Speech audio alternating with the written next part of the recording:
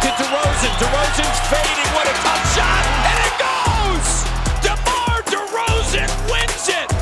Denver to 21 points. Good. He's one of the most prolific scorers of his generation. He's got it, and he's got 50! Game time! A 50-piece to put it away in the month of March for DeMar DeRozan! A mid-range assassin with the type of clutch gene few possess. Derrick Rose is on him. DeRozan backs in, falling away, jumpers up and good! With 1.9 remaining. What a brilliant fourth quarter performance from DeMar DeRozan. A basketball artist so dedicated to his craft that he continues to improve and expand his game into his 30s. From Compton, California to NBA stardom.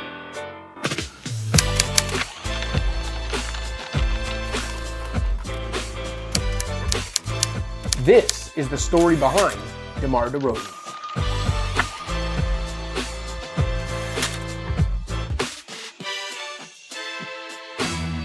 DeMar was born August 7, 1989 to Frank and Diane DeRozan in Compton, the notoriously gang-riddled burg just south of downtown Los Angeles. His parents and those around him kept him from the pitfalls a place like Compton can lure a young man into. DeRozan, who knew future rap star and Compton native Kendrick Lamar growing up, knows he was one of the lucky ones. A lot of my friends didn't have that consistency of a voice telling them right from wrong, he told NBC Sports Chicago in 2021. At a young age, I lost one of my best friends to gang violence. I lost a lot of people before I even graduated high school. You're talking about sitting next to somebody in class on a Monday, and Monday night, that was the last time they'd ever be seen. Come back to school Tuesday, and their stuff is still on their desk. Compton hardened a resilient DeRozan as a youngster, but it also molded him on the court as he rose up the ranks of a competitive LA area basketball scene. By the time he got to Compton High School, DeRozan was already a local star, having started dunking as an 11-year-old sixth grader. He only built upon that reputation at Compton High. DeRozan made varsity as a freshman and quickly became the face of Compton's basketball program. As a senior, he averaged roughly 29 points and 8 rebounds to lead Compton to a 26-6 record. For his efforts, DeRozan was selected to both California's All-State team and Parade's All-American team. He also got an invite to the Jordan Brand Classic and the McDonald's All-American game, winning the dunk contest at the latter. To no one's surprise, the high-flying Californian was considered one of the nation's top recruits. Despite having his pick of the biggest and best programs in the country, DeRozan chose to stay close to home, committing to USC in 2008. The future NBAer wasn't long for college. Teaming up with fellow NBA-bound star Taj Gibson, DeRozan averaged 13.9 points and 5.7 rebounds in his lone collegiate season, leading USC to a 22-13 record and an NCAA tournament berth. He put up 18 and 9 to help USC upset 7th-seeded Boston College to start that tourney, then again scored 18 points in a second-round loss to eventual finalist Michigan State. Though he was viewed as somewhat of an athletic project whose basketball skills were still raw, there was more than enough NBA interest by that point for DeRozan to safely declare for the draft. 9 picks into a star-studded 2009 class, the Compton kid was headed to Canada. With the 9th pick in the 2009 NBA draft, the Toronto Raptors select DeMar DeRozan from the University of Southern California. DeMar DeRozan played 1 year at USC, 6'7", 211 pounds. He was MVP of the Pac-10 tournament. You know, there are people who say he's got as much potential as any player in the draft. DeRozan learned how fast-paced and unpredictable life as a pro can be in his rookie season with the Raptors. Though his numbers were modest, DeRozan was thrown into the fire immediately as a full-time starter on an NBA team with playoff aspirations. The 2009-10 Raptors had an up-and-down season, starting slow, jumping into the Eastern Conference's top 5 by late February, then completely falling apart down the stretch to miss the playoffs by 1 game. Injuries to franchise player Chris Bosh fueled that freefall, and in the wake of that stunning collapse, Bosh left Toronto to join Dwayne Wade and LeBron James in Miami as a 2010 free agent. Bosh's departure left a power vacuum in Toronto, and DeRozan was hell-bent on taking charge, leading to the most famous tweet in Raptors history. That moment, that tweet, came to define not just DeRozan's Raptors tenure, but his career as a whole. Here was a 20-year-old coming off a rookie season in which he averaged less than 9 points per game for a losing team, telling fans of that team not to sweat losing another All-Star in free agency because he was here and he had them. The self-belief and audacity was endearing, but you can forgive Raptors fans for not being convinced at the time. Needing to back up his words with actions suited DeRozan just fine. While the basketball world laughed off his cutesy ambition and mocked his woebegone team, DeMar went to work, tirelessly dedicating himself to making the most of his raw skills, using the pain of every Raptors loss, and there were a lot of them, to fuel his hunger for more, for better. Over Toronto's first 3 Bosch-less seasons, DeRozan averaged roughly 17 points, 4 rebounds, and 2 assists, while logging more than 35 minutes per game and missing just 3 games total. However, his inefficiency and the Raptors' 79-151 record during that time didn't do much to boost his league-wide reputation. When the Raptors handed him a 4-year, $40 million extension in 2012, there were still plenty of questions. Could DeRozan ever be the offensive focal point of a winning team? Did his improving numbers mean anything on a perennial loser? Should he even have wanted to stay north of the border? His crowning NBA achievements to that point were his dunk contest performances. Get the crowd involved, throw it up the side of the backboard. Okay. Wake me up, young man. Wake me up, young man. Now I got a cup of coffee because he just woke me up. This is as impressive as they come. Wow. His head has been on the rim twice. Oh, that's spectacular. But DeRozan and the Raptors' belief in each other eventually paid off. In Jonas Valanciunas, Terrence Ross, and Amir Johnson, the Raptors had at least started to surround DeRozan with some viable young complementary pieces. The arrival of eventual franchise icon Kyle Lowry, and the acquisition of Rudy Gay, whose later trade out of town netted Toronto depth pieces like Patrick Patterson and Gravis Vasquez, finally delivered the Raps a winner. A stunning second-half turnaround saw the 2013-14 Raptors finish with a then franchise-best 48 wins, and helped make DeRozan a first-time All-Star with averages of 22.7 points, 4.3 rebounds, 4 assists, and 1.1 steals. 4 years after telling Raptors fans he had them, DeRozan delivered on his promise, teaming up with Lowry and head coach Dwayne Casey, under the stewardship of president and general manager Masai Ujiri, to transform the Raptors from longtime laughingstock to up-and-coming winner. Unlike Lowry, Casey, and Ujiri, however, who all arrived 2 to 4 years after him, DeRozan was there for all the lows, and that endeared him to one of the league's most fervent fan bases. Still, there was more work to do, as DeRozan struggled in a heartbreaking 7-game loss to a veteran Brooklyn squad in the first round of the 2014 playoffs.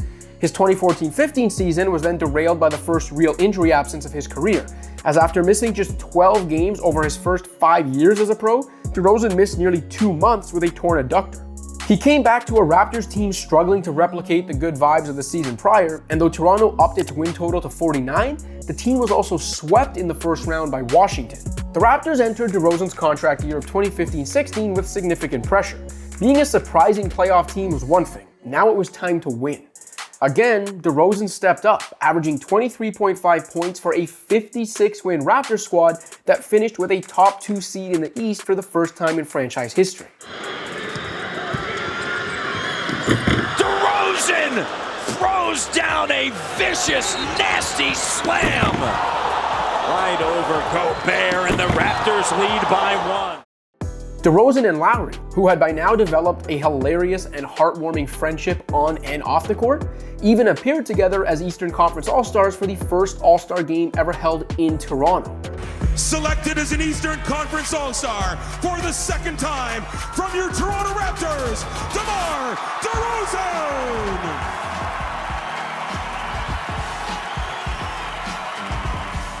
Though playoff series against 7th seeded Indiana and 3rd seeded Miami were far from pretty, the Raps ultimately prevailed in Game 7s at home, advancing to the first conference finals in team history. DeRozan's efficiency still left something to be desired throughout that unprecedented Raptors playoff run, but his and Lowry's performances to extend the series against LeBron James' eventual champion Cavs earned DeMar his long overdue respect. After falling behind 2-0 in an East Finals everyone expected to be a Cleveland romp, DeRozan scored 64 combined points on 55% shooting over games 3 and 4 at home to send the series back to Cleveland tied. Out of Morris on the rebound. DeRozan drives, shot, banks it home. Whether James and the Cavs ever took the 2016 Raptors seriously or not, the fact DeRozan, Lowry, and company had that Raps team within 2 wins of the NBA Finals was a stunning accomplishment. DeRozan's ascension on the national level continued that summer, as he was part of the gold medal winning American team at the Rio Olympics. On a team level in the NBA, however, the all-star scorer had already peaked.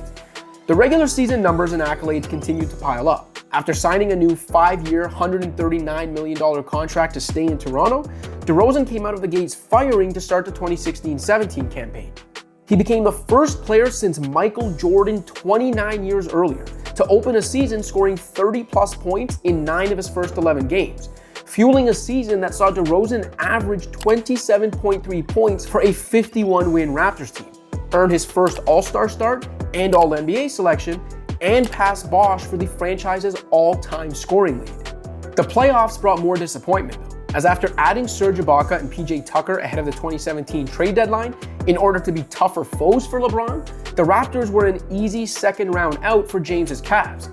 Cleveland not only swept Toronto, they embarrassed them. The team that it leads to this. Irving off the backboard for James. By despite the foul, would have gotten the call and won. What an effort by LeBron James. DeRozan enjoyed another All-NBA season in 2017-18 as part of another franchise record year in Toronto, as the Raptors won an East-best 59 games while DeMar continued to add to his highlight reel. DeRozan stands alone at the top of the record books.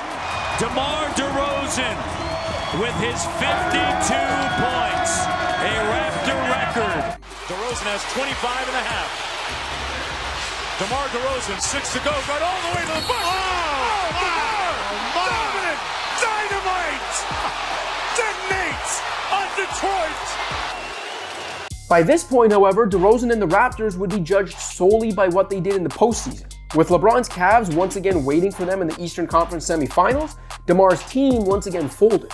Toronto blew a comfortable Game 1 lead at home, missed point-blank opportunities to win at the buzzer despite that collapse, then lost the series opener in overtime before truly embarrassing themselves in Game 2. With little fight left in them, the Raptors were reduced to mere witnesses as LeBron essentially treated the second half of that Game 2 like target practice, birthing a nickname that haunted not just a city of heartbroken fans, but anyone associated with the team.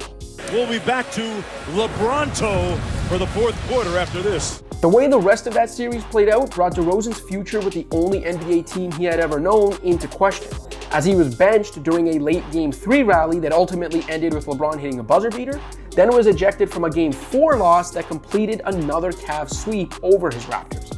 Days later, Casey was fired. Months later, DeRozan was sent packing too. Kawhi Leonard and Danny Green going north, and DeMar DeRozan, Jacob Poeltl, and a protected 2019 first-round pick going back to San Antonio. DeRozan wasn't shy about telling the world he was done wrong by the franchise he had given everything to. Because 2 days prior, we had a conversation about, running this whole thing back. So that's what made it more surprising. You putting the blame on just me and Casey because obviously we the only two who, had to suffer from, the loss that we had in the Cleveland series. But, it's only one team we lost to in the postseason. And that team went to the finals every single year. DeRozan had a point. Over the 3 seasons that ended in losses to LeBron's Cavs, Toronto averaged more than 55 wins and won more playoff series than all but 2 other teams. Still, there's no denying his Raptors could have at least put up more of a fight in 2017 and 2018, or that any team would have made the same trade for Leonard, a superstar of a different class. One can only imagine how hard it must have been for DeRozan to watch Leonard lead the Raptors to the team's first championship as part of a 2018-19 season that saw his first return to Toronto end like this. DeRozan with the rebound, Spurs up by 1. And a turnover. Leonard, Raptors lead it. In typical DeRozan fashion though, while everyone was talking about what he didn't do or couldn't do, the resilient workhorse continued to get better under our noses. In San Antonio, he realized the full power of the playmaking abilities he had started to hone late in his Raptors tenure, averaging more than 6 assists per game to go with 21 points, 5 rebounds, and a steal over 3 years with the Spurs. San Antonio, who had made the postseason 22 consecutive seasons, only made the playoffs once in 3 years with DeRozan, but it wasn't for a lack of trying or development on his part. His production as a member of the Spurs is only more impressive and inspiring when you consider that DeRozan spent much of that time flying back and forth from Los Angeles to be with his ailing father, who died in 2021. When he had a chance to control his destiny again as a 2021 free agent, DeRozan signed a 3-year, $82 million contract with a Bulls team that hadn't made the playoffs in 5 years. With one of the league's most consistent performers in the mix, that was about to change. In the 13th year of his career, his age 32 season, DeRozan turned in his best campaign yet, averaging 27.9 points, 5.2 rebounds, and 4.9 assists on 59% true shooting. Though the injury-battered Bulls faded down the stretch and ultimately fell flat in a first-round playoff loss to defending champion Milwaukee, DeRozan had the team in first place through 60 games, earning himself legitimate MVP candidacy thanks to his season-long heroics. 1-point game, final seconds. Bulls look for the win. DeRozan to win it. Go! DeMar DeRozan delivers! Feeds DeRozan. DeRozan, pump fake for the win. Got it again! At the buzzer, DeMar delivers again! So much of the discourse throughout DeMar DeRozan's career has been about his shortcomings, his inefficiency earlier in his career, his defensive indifference, his postseason disappointments. That his Hall of Fame caliber production and consistency has somehow gone unappreciated. Even the mere mention of the Hall of Fame might have some of you watching this rolling your eyes, but the numbers don't lie. Since being drafted in 2009, only LeBron, James Harden, Russell Westbrook, Kevin Durant, and Steph Curry have scored more points than DeRozan, and no one has appeared in more games. He's one of 17 players in history who've put together 9 straight qualified seasons of 20-plus points per game. Between 2017 and 2022, he was 6th in scoring and 13th in assists. He's been the leading scorer on 6 playoff teams, 3 of which won 50-plus games. He's won twice as many playoff series as Carmelo Anthony. Entering the 2022-23 campaign, he's a 5-time All-Star and 3-time All-NBA selection who's set to join the vaunted 20,000-point club within the first 5 to 10 games of the season. Despite living off mid-range jumpers and long twos, he's managed to become ruthlessly efficient and continued to improve later in his career. His footwork and craftiness is perhaps most Mamba-like in a league that is always looking for the truest Kobe disciple. Footwork element, that was countless times of getting cussed out by Kobe about trying to do something the right way. So all that came from him. Off the court, he was one of the first pro athletes to open up about his mental health, paving the way for others suffering from similar issues to have a voice too. It was that openness from DeRozan and later Kevin Love that led the NBA to eventually require that all teams have at least one full-time licensed mental health professional on staff. As the son of a mother who has long battled lupus, DeRozan has done much to raise awareness about the disease. Back home in Compton, he holds a free annual basketball camp and has a gym named after him. On and off the court, DeRozan has exemplified consistent excellence for nearly a decade and a half. His career should serve as a reminder that even without ultimate postseason success, one can still leave a lasting impact and legacy behind. Then again, given how DeRozan has continued to defy our expectations of age and development, who's to say that ultimate postseason glory isn't still to come? Thanks for watching.